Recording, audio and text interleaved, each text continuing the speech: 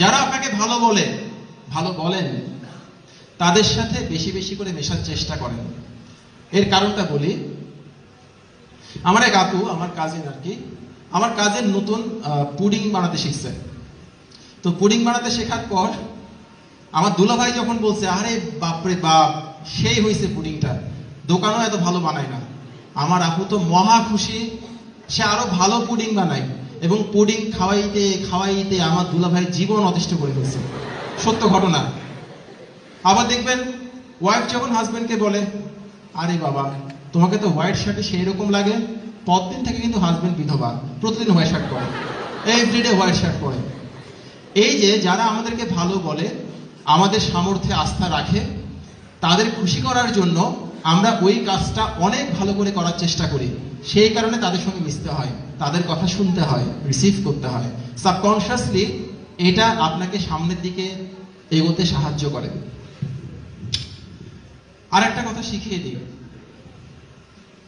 আপনার ভালো কাজের প্রশংসা যে লোকটা করে না, কিছু মানুষ থাকে না ভালো কাজের প্রশংসা কখনো করে না, কিন্তু যখন কোনো খারাপ কাজ করবেন কিংবা ভুল কাজ করবেন তখন সে ঝাঁপাই পড়ে, তুই খারাপ, তুই এই, তুই সেই।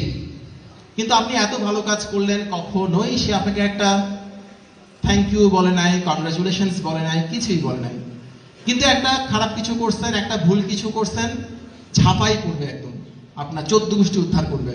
ফেসবুকেও দেখবেন অনেক কিছু লিখছে, আপনার স্ট্যাটাসের নিচে অনেক কিছু লিখছে, ইত্যাদি ইত্যাদি। আমি আপনাকে বলবো, যে মানুষটা আমার ভালো কাজের প্রশংসা করে না, সেই মানুষটাকে আমি আমার খারাপ কাজে নিন্দা করতে দিব না, দিব না, দিব না, সে যে হোক না কেন। বলতে পারেন নিন্দুকের বাসি আমি সবার চেয়ে ভালো। আমি আপনাকে বলবো, শাসন করা তারই সাজে সোহাগ করে যে। সো এই ধরনের মানুষগুলো ভাইরাসের মতো। আরেক ধরনের মানুষ দেখবেন যারা কখনোই প্রশংসা করতে পারে না। একটা গল্প বলি, এটা গল্প, সত্যি ঘটনা নয়। শিক্ষার একটা বই আছে, ইউ ক্যান উইন, ওখান থেকে নেওয়া গল্পটা।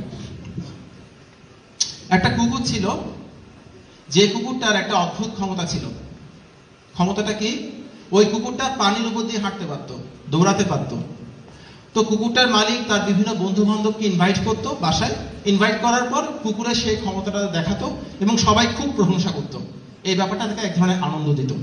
আচ্ছা, ওই লোকটার একটা বন্ধু ছিল, যে বন্ধুটা কখনোই কারো সম্পর্কে ভালো কিছু বলে না, কখনোই বলে না ভালো কিছু। তাকে একদিন ইনভাইট করা হলো।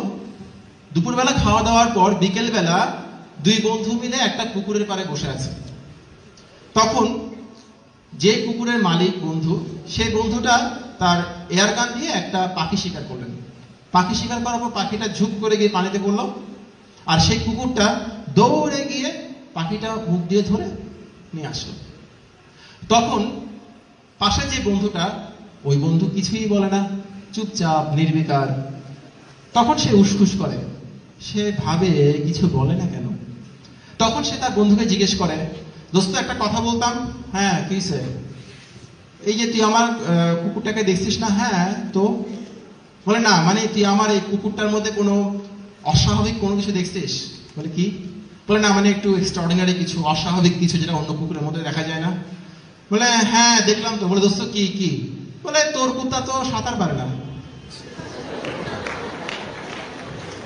তো ওই জন্য বললাম, এই ধরনের যে মানুষগুলো, এগুলো হচ্ছে ভাইরাস। ভাইরাস, আমি তাদের নাম দিচ্ছি ভাইরাস। তাদের কাছ থেকে দূরে থাকেন, যে হোক না কেন। এরকম প্রচুর মানুষ আমাদের আশেপাশে আছে।